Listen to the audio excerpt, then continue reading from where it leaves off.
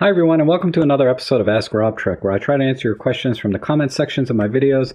And if you have any questions, feel free to put them in the comments below this video and I'll do my best to answer them. And as always, for everyone watching, if you find these videos helpful, consider buying me a coffee or making a small donation in the links below, because they help me to continue making videos like this and they are greatly appreciated. So with that said, let's get started. Alright, I have 4 questions today and they're all related to the Olympus OM-1. And I'll put time indexes down below in the description so you can just kind of jump to the one that you might be interested in.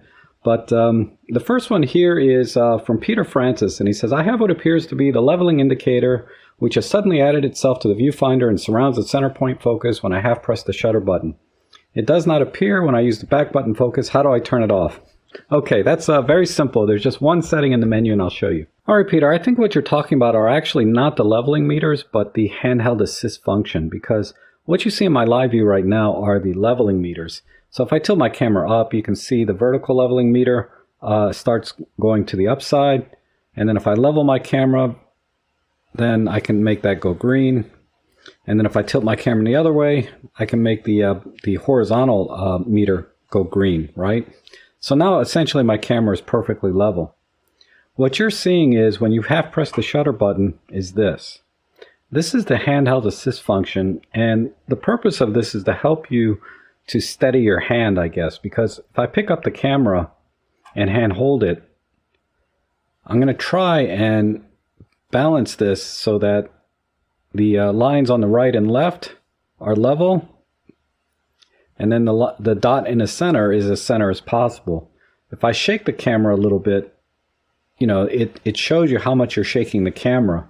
So I guess that can be useful in some situations, but that's what you're seeing. And to turn that off, just go into the menu and go over here to, I believe it's page 8. And then go down here and turn off the handheld assist. And now when I half press the shutter button, like I am now, even though you can't see it, that does not appear. Now, just to be thorough, let's go back into the menu, and we're actually going to go over here to the operations menu, or the cog wheel, and then go over to page 4 for information, and go into your info settings and click OK. And we can have image only, information 1, which is what we're in now. That's why it's grayed out. But if I click over to the right, you can see I can toggle level gauge on and off. And I can do that for info number 2. I have the histogram only. And in info number 3, I have the battery information. So basically, on the live view, when I toggle, I can toggle the different displays using the info button. So right now we're on info number 2, which has the leveling gauges. And then if I hit the info button, it'll toggle over, and now we're seeing the histogram in the top left. And if I push the info button again, now we're seeing the battery information. And if I hit the info button again, we're now seeing just the image only, save for the battery and the focus point. Now I showed you this because if we go back into the menu, and let's go back to the cog wheel for operations, then go to here to page 4 for information. The live view settings, the EVF settings are here, and they operate the same way. So I can do image only, or I'm in information mode now, 1 now, and I can toggle the histogram on and off, highlight shadow on and off, and same thing. So while you're looking at the through the EVF, you just click the info button to kind of toggle through these different settings that you set up in this menu. And then one last item here, it says level gauge on, and this is probably where you went initially to try to turn this thing off. But this is really showing you a level gauge when you half press the shutter button. But it's not going to surround the focus point. It's actually going to be at the bottom of the screen in the EVF. So if we were looking through the EVF right now, for example, if you look between the f2.8 and the exposure compensation that says 0.0, in the middle there is the light meter, right? That's going to turn into the level gauge when you half press the shutter button. Okay, now the next question here is from Robert Hughes, and he says, I understand the subject tracking comments made in this video and the recommendation to use a bigger focus point area along with the subject tracking. Is this the same advice when subject is a person's face? Should the small 1-point focus area be only used when you're not trying to track something. Okay, so there's two scenarios here. One when you're using face detect, and then one when you're using continuous autofocus with tracking, or a combination thereof. So let me show you how the camera behaves in each of those modes so you know which one to use. Alright, so right now I'm just in single point, and I'm going to turn on face detect. And the short answer to your question is, no matter where you point this camera, it's always going to focus on the face. So even if I try to focus on this bird, you can see it's going right to my face. Maybe I go over here to my shelf, it doesn't matter. Unlike subject detect, where it does matter wherever you point the focus point. Now, if I change this focusing mode to continuous autofocus, same thing applies. It'll always focus on the person's face when you have face detect on. But when I go into CAF plus tracking, and this is very similar to what happened last time with subject detect, the tracking autofocusing takes over. Now, it does have a box on my face, and it'll track the face, but if I go out of frame and come back in, let me do this a couple of times, you can see that it's not trying to focus on the face anymore. And that's because tracking is on. So I have to let go of the shutter button and half press it again to reacquire tracking on the face. But as soon as I go out of frame and come back in, you can see the focus points are down there on the branch and not on my face anymore. So I have to release and half press again.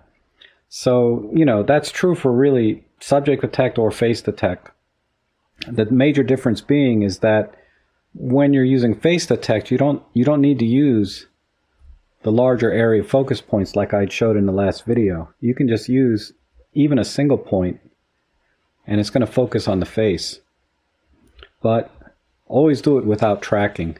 So even if I go out of frame and come back in, you can see it goes right back to my face.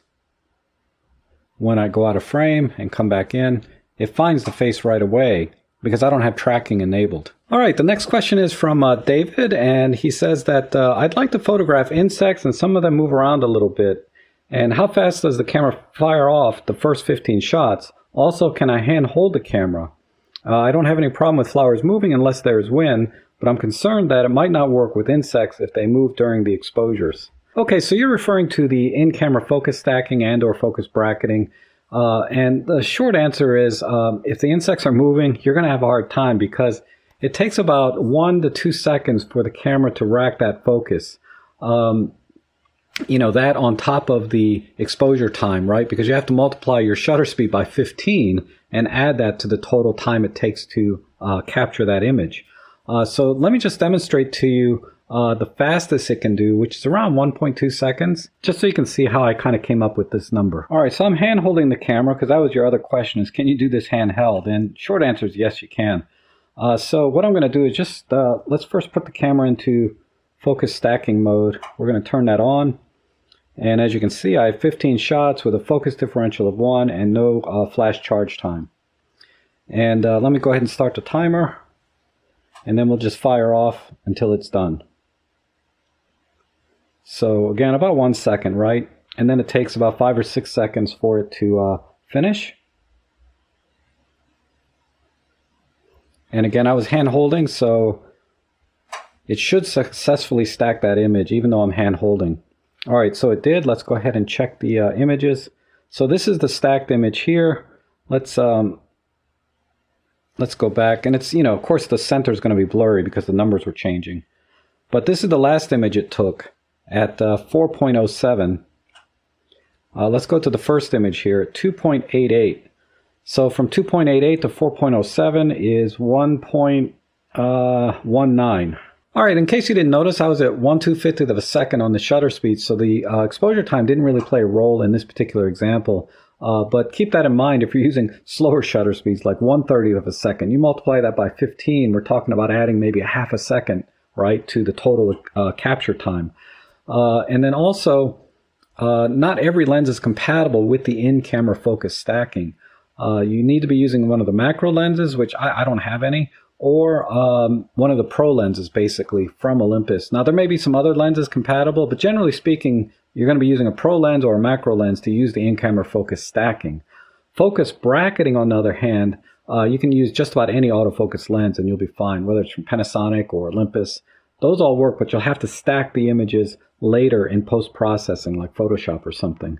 So that said, the performance of the lens, focusing motors, they have to be fast. So on the Pro lenses from Olympus and the macro lenses, they're going to be very fast. So you're going to get similar focus racking times as I just showed here. Another thing that can affect the focus racking time is the focus differential setting. So I had it set to the minimum in this case, meaning the lens only had to move a little bit in terms of the area it had to try to cover focus. But if I set it to 10, the maximum, where it has to cover a much larger area and rack the focus even more, it did add like 0.3 seconds to the overall time when I set it to a focus differential of 10. So you're looking at a focus racking capture time of like 1.19 seconds to about 1.5 seconds. And then add on to that your exposure time, and you'll have the total time it takes. And if you think about it, even 1.2 seconds, if the bug is moving in that 1.2 seconds, yeah, it's going to be a problem. So you got to make sure that everything is not moving if you can help it. All right, and that's all I have for today. So I hope you found this video helpful. If so, consider buying me a coffee or making a small donation in the links below, because they are greatly appreciated and they help me to continue making videos like this. So if you have any more questions, feel free to leave them down in the comments below. I'll always do my best to answer them. And thank you so much for watching, and I hope to see you again soon.